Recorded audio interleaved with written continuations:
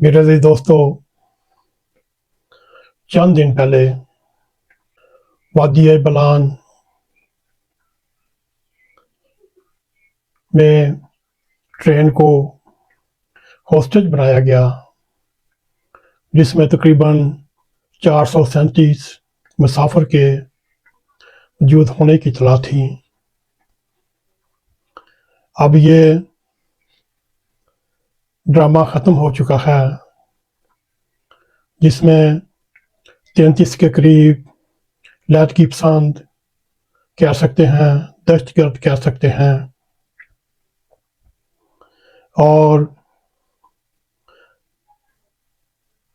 31 مسافر یا سیکورٹی اہلکار جو شناختی کارڈ چیک کر کے مارے گئے، آج کی اطلاع کے مطابق ان کی تعداد 31 ہو چکی ہے۔ میرے عزیز دوستو، یہ جہاں واقعہ پیش آیا، یہ ایک وادی بلان کی چٹل پہاڑیوں کے پتھریلی زمین کے علاقے اور وسیع و عریض وادی بلان صوبہ بلوچستان کے ضلع کچی میں پہاڑی چوٹیوں، دروں، برساتی نالوں کی سرزمین ہے۔ اگر دیکھا جائے تو یہ معروف علیحدگی پسند گروہ BLA کا گڑھ گنا جاتا ہے، BLA کی ہوم گراؤنڈ گنی جاتی ہے۔ اس وادی بلان میں BLA اکثر اپنے ہنگامہ برپا کرتے رہتے ہیں، کوئی نہ کوئی واردات کرتے رہتے ہیں۔ میرے عزیز دوستو، یہ ایک خوبصورت پتھریلا دیدہ زیب علاقہ ہے۔ یہاں بل کھاتی ٹرین کی پٹری برطانیہ کے راج کی یاد دلاتی ہے۔ انگریز حکومت نے برصغیر پر حکومت کے دور میں آج سے لگ بھگ 130 سال پہلے یہ ریلوے لائن بچھائی۔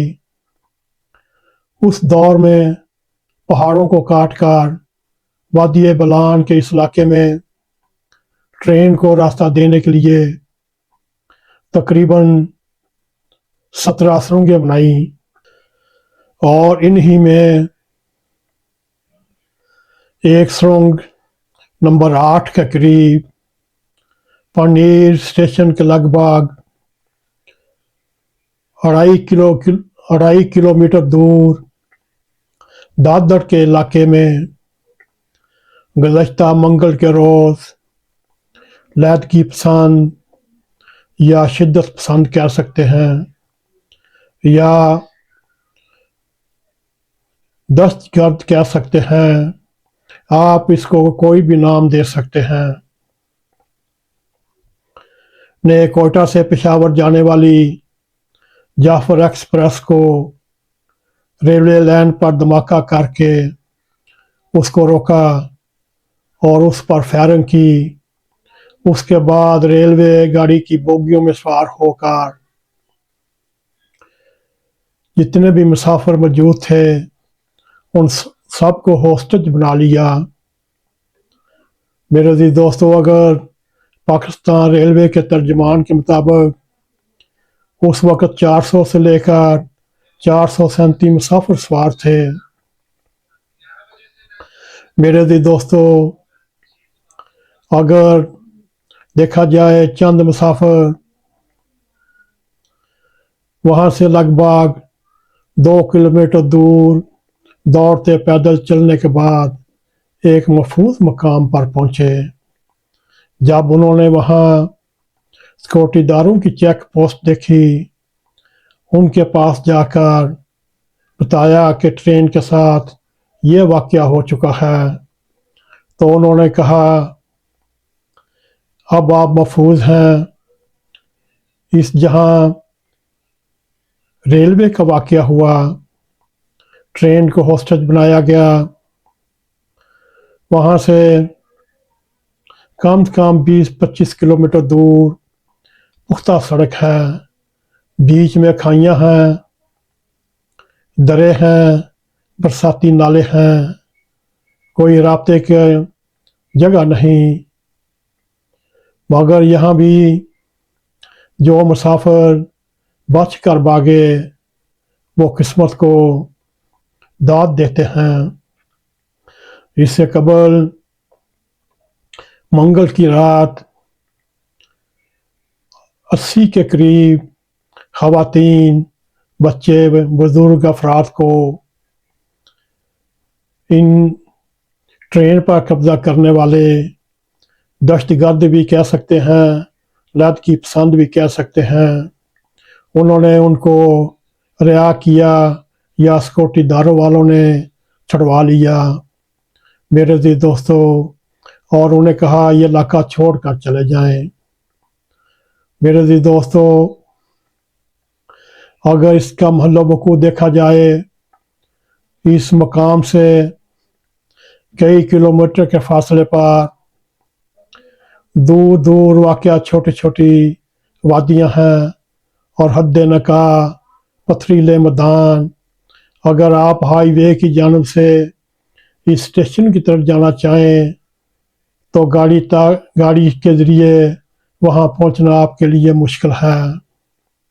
اس کے لیے آپ کو زیادہ تر پیدل یا موٹر سائیکل پر سفر طے کرنا ہوتا ہے۔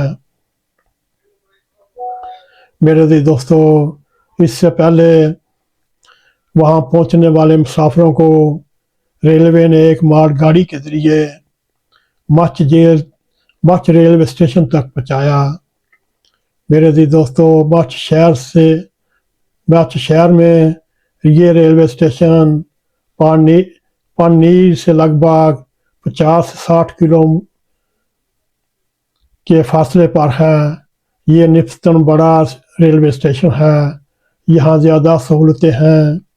یہاں سے کوٹا شہر کا فاصلہ بھی تقریباً 50-60 کلومیٹر ہے۔ میرے عزیز دوستو، BLA اکثر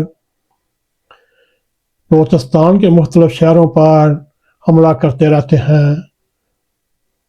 مچھ شہر میں بھی کچھ عرصہ قبل ان شدت پسندوں نے حملہ کیا، ان کی سیکورٹی فورسز کے ساتھ جھڑپیں بھی ہوئیں، اور اس شہر میں کوئلے کی کئی کانیں بھی ہیں جو بڑی مقدار میں یہاں سے کوئلہ نکالا جاتا ہے، اور مچھ شہر سے ہائی وے کا راستہ آسان ہے، کوئٹہ پہنچنا بھی بہت آسان ہے۔ تاہم اس راستے میں ریلوے کے کئی لوہے کے پل بھی بنے ہوئے ہیں، کئی سڑکیں بھی ہیں جن میں سے ریلوے گاڑی کو گزارا جاتا ہے۔ میرے عزیز دوستو، یہ علاقہ BLA کا گڑھ سمجھا جاتا ہے، اور ان کی کوشش یہی ہوتی ہے جو اس کے ارد گرد علاقہ جات ہیں وہاں اپنا کنٹرول کریں، مگر سیکورٹی فورسز اکثر ان کو بھگانے میں کامیاب رہتی ہے۔ میرے عزیز دوستو، وجہ اس کی یہ ہے وادی بولان کے اس علاقے میں اونچے پہاڑوں کے سلسلے ہیں اور درمیان سے برساتی نالا نکلتا ہے۔ اس دشوار گزار علاقوں سے گزرتے ہوئے ٹرین کی رفتار بہت کم ہو جاتی ہے، اور ماضی میں بھی اس علاقے میں ٹرینوں پر حملے ہوتے رہے۔ ایک عرصہ ایسا بھی تھا جس میں ٹرینوں پر حملے اس قدر بڑھ چکے، اس کے بعد ٹرینوں کی حفاظت کے لیے ہیلی کاپٹر کی سیکورٹی مہیا کرتے، اور بولان کا یہ علاقہ شدت پسند، علیحدگی پسند، قلعدم تنظیم BLA کا گڑھ سمجھا جاتا ہے۔ اسے دشوار گزار علاقے میں شدت پسندوں کے خلاف کوئی کارروائی کرنا آسان نہیں۔ میرے عزیز دوستو، اگر ہسٹری میں جایا جائے کہ ہمیں پاکستان سے پہلے بھی جب برطانوی فوج بلوچستان میں داخل ہوئی، ان کو سب سے پہلے وادی بولان کے علاقے سے گزرنا پڑا، مگر وادی بولان ایک ایسا علاقہ تھا، انگریزوں کو بھی سب سے زیادہ اسی وادی بولان میں مزاحمت کا سامنا کرنا پڑا۔ پاکستان کے قیام کے بعد بھی جب بلوچستان میں شورش شروع ہوئی تو بولان ہی کے علاقے میں شدت پسند تنظیموں کی طرف سے حملے کا سامنا کیا گیا۔ اگر دیکھا جائے حالیہ تشدد کی لہر 2000 کے بعد اور حال ہی میں کچھ چند سال پہلے ایک مرتبہ پھر یہی وادی بولان کے علاقے میں شدت پسندوں کے حملوں میں اضافہ دیکھا گیا۔ میرے عزیز دوستو، یہ خوبصورت وادی بولان ہے اور ایک خوبصورت علاقہ ہے۔ ہماری آخر میں دعا ہے اللہ تعالیٰ وادی بولان میں رہنے والوں کو امن و امان سکون نصیب فرمائے، ان کی تکلیفات، ان کی مشکلات دور فرمائے، یہ اپنے ہتھیار پھینک کر پاکستانی بنے، پاکستانی بن کر ملک اور قوم کی خدمت کریں، آپس کے اختلافات بھلا کر ایک بار پھر نارمل زندگی گزاریں۔ ان ہتھیار اٹھانے میں نہ آپ کا فائدہ ہے نہ ریاست کا فائدہ ہے، دونوں کا نقصان ہے۔ میرے عزیز دوستو، ہم تو صرف درخواست کر سکتے ہیں، آگے ان کی بات ماننا نہ ماننا ان کی مرضی ہے۔ اللہ تعالیٰ ان سب کو، چاہے وہ سیکورٹی فورسز ہوں، پاک آرمی ہوں، جو بھی ہو، اپنے حفظ و امان میں رکھے۔ اگر آپ کو ہمارا پروگرام پسند آئے، اس کو لائک بھی کریں، اس کو شیئر بھی کریں، کمنٹ سیکشن میں جا کر اپنا نظارہ خیال کرتے ہوئے NAQTV4 کو سبسکرائب کریں اور جاتے جاتے بیل آئیکن کو کلک کریں تاکہ ہماری آنے والی ویڈیو آپ تک پہنچ رہیں۔ اسی کے ساتھ ہمیں اجازت دیں۔